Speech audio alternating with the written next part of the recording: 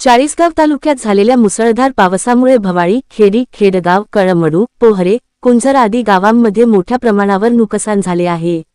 नदी नाल्यांना आलेल्या पुरामुळे अनेक घरांमध्ये पाणी शिरले असून शेती पिके, रासायनिक खते, जनावरे आणि संसारोपयोगी साहित्याचे मोठे नुकसान झाले आहे.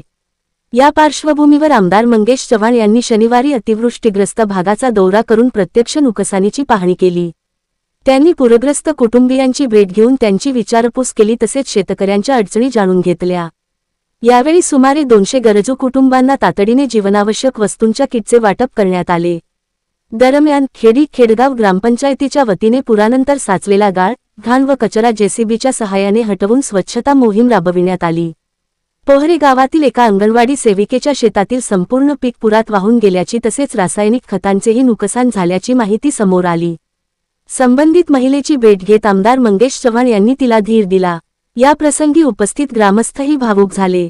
यावेळी प्रांताधिकारी प्रमोद हेले, तहसीलदार प्रशांत पाटील, मंडळ अधिकारी, तलाठी, सरपंच, लोकप्रतिनिधी, पदाधिकारी आणि कार्यकर्ते उपस्थित होते. काल झालेल्या पावसामुळे आज सकाळी आम्ही सगळं प्रशासकीय व्यवस्था, आपल्या विभागाचे प्रांताधिकारी, तहसीलदार, कृषीचे अधिकारी आणि मंडळापासून ते सगळ्या अधिकाऱ्यांना घेऊन ग्रामस्थांनी जिथे जिथे जे सांगितलं ते आता ज्या ज्या ठिकाणी नुकसान झालं आहे ते पंचनामे आम्ही करतो आहोत.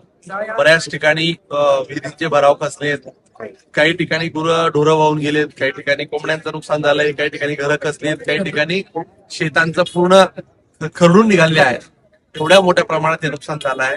मी या आपल्याला सगळ्यांच्या आपल्या माध्यमातून सांगेल की शेतकऱ्यांनो तुम्ही खचू नका. मान्य आहे की आता आलेला हा जो आपल्यावर जे संकट आहे या संकटाशी तर आपल्याला पुढे जायचंच आहे. परंतु सरकारचा लोकप्रतिनिधी या नात्याने प्रशासन आणि सरकार हे शेतकऱ्यांसोबत आहे. आपण आजवर गेले अनेक वेळेस पाहिलं, दुर्दैवाने जेव्हा जेव्हा संकट आली त्या संकटांच्या सोबत मीही आपल्या सोबत राहिलो. आता तात्पुरत्या स्वरूपात आजच्या आज 200 परिवाराला जेवणाचं किट आम्ही आज वितरित करत आहोत.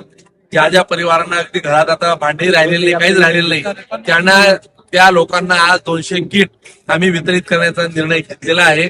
आज हे किट सायंकाळपर्यंत आम्ही पाठवू आणि माझी आपल्याला विनंती असेल की आज उद्या अजून जर थोडा पाऊस पडला तर आपण सगळ्यांनी सेफ राहायचं आहे. सगळ्यांनी सुरक्षित ठिकाणी स्थळी राहावं एवढी आपल्याला विनंती.